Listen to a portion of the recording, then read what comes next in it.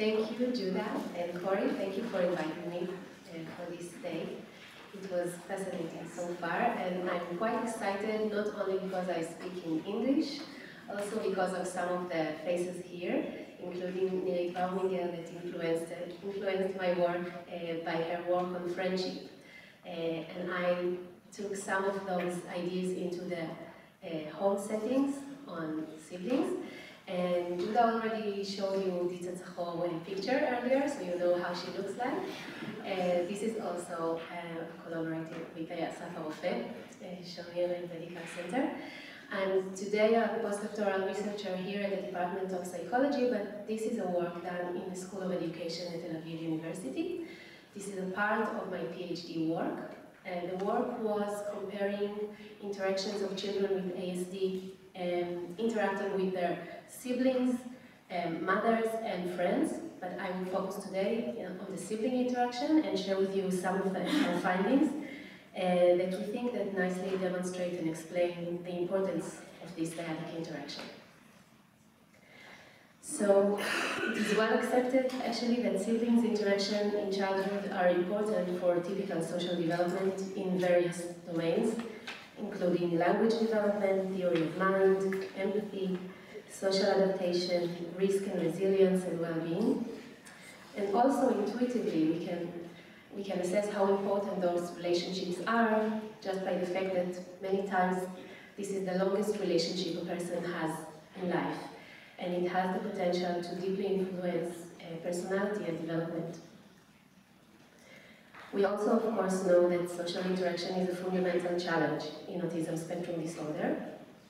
And recently, it was found by Tzachor and their colleagues here in Israel that having a typically developing sibling is associated with better social functioning among children with ASD.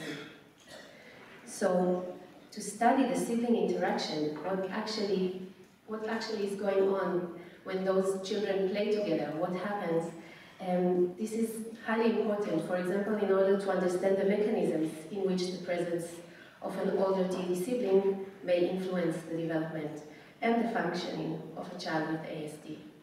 Still, it's quite hard to find such studies.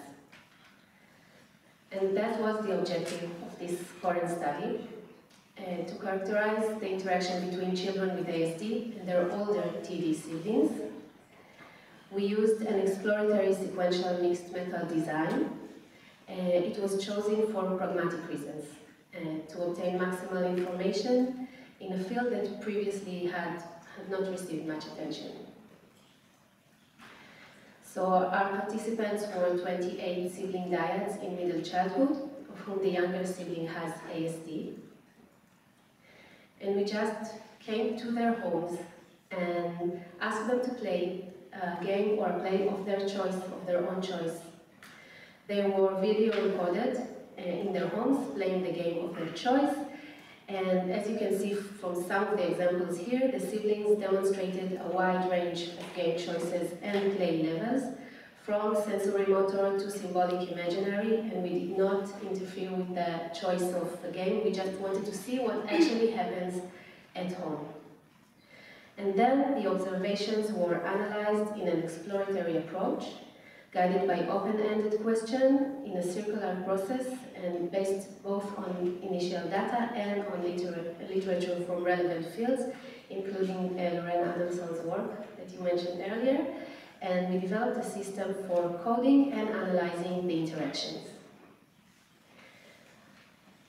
So the code we developed was found to be reliable, and then after we pre-assessed it, we implemented it into a software program to analyze behavioral observations, the interact. All observations were coded on both a global and a microanalytic level, and data was analyzed to address a set of research questions regarding the characteristic of the dyadic interactions. Among them, what was the setting of the interaction, how did the sibling choose to set themselves in space, what was the most prevalent engagement state of the child with ASD, what predicted the behavior of each sibling regarding affect, frequency and quality of actions, and the scaffolding by the older TD sibling. So the microanalytic level was actually a frame-by-frame analysis of everything that happened in the interaction. It took time to do so, and we referred, like I said, to the engagement state of the child with ASD by using a set of category mutually exclusive and exclusive engagement states. And we did an event sequential coding of every second in the interaction. And also, we referred to the frequency of every action that each partner conducted in the interaction. We performed the frequency count of the quality and the frequency of each action according to these categories: discourse behaviors, agonistic behavior, including quarreling, fighting, negative behaviors, imitation, prosocial, play-related behaviors such as taking turn in a game, or setting the roles, setting the rules.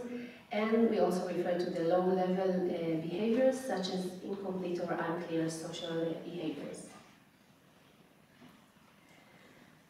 So children with ASD demonstrated in this specific setting, in our specific sample, coordinated symbol-infused joint engagement states during 70% of interaction time, meaning in most of the time they were engaged with each other in a joint activity, and this activity was symbol-infused, such as symbolic play or a conversation.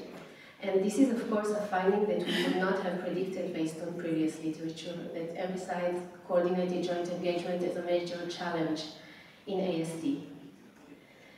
The siblings tended to play on the floor, facing each other or angled. Again, we did not interfere, not in the choice of games and not in the setting. They were free to choose whatever they like to do. Thereby, they best support eye contact, but about half of the ASD children also demonstrated notable episodes of symbol-infused joint engagement states, even without eye contact. It sounds a bit weird, but when they were engaged in symbolic imaginary play, it happened a lot.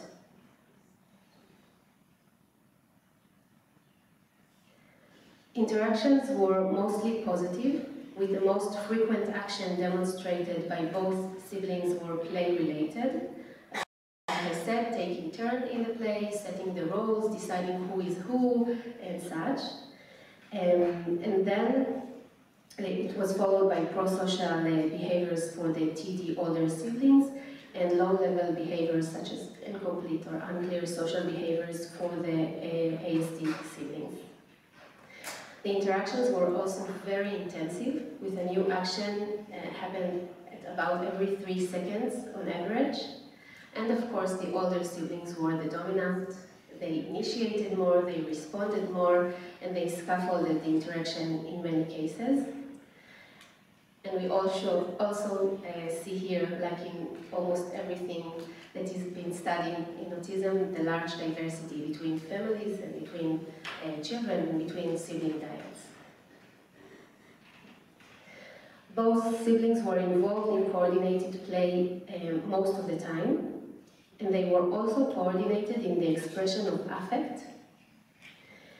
And a very interesting pattern that we found when we tried to predict, to find predictors for the specific behaviors by the children with ASD, what we saw that the number of prosocial, play-related, discourse, imitation, and agonistic actions of the ASD siblings were predicted by the number of actions of the same kind by the TD sibling.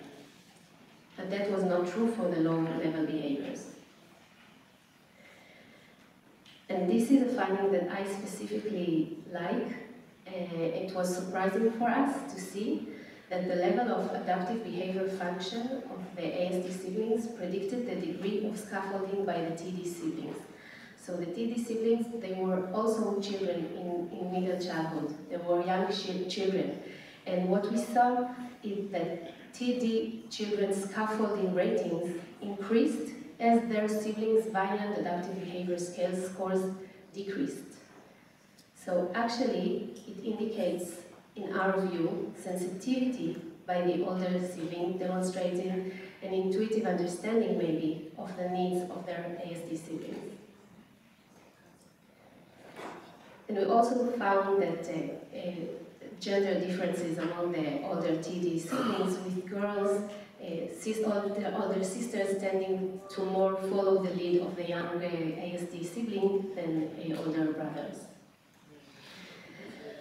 So, to sum up, the findings indicate sensitivity and coordination between the siblings, and therefore they explain the recent findings that we mentioned earlier on better outcomes among children with ASD who have TD siblings in comparison to only children. We also see in this study a bit of a challenge for an assumption that is underlying much of research on families regarding negative influence of the presence of a child with ASD on the sibling interactions or relationship. And of course, we are well aware of the special naturalistic setting we created here. We came to the children's homes. We asked them to play with their familiar siblings in a game that they like and know. And we also maintained the interaction uninterrupted as possible. So it does not necessarily reflect daily routine in many families, and specifically in families of children with ASD. It does not mean that we need to throw our findings away. In fact, we believe that the fact that this special setting allows us to see such behaviors and such coordination, empathize the benefits of at-home play with a familiar, better able, non-didactic partner, in this case the older TD sibling, for children with ASD and for the demonstration of their social potential.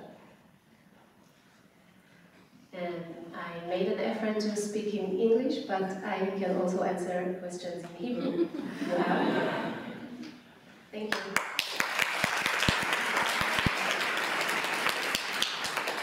שאלה אחת?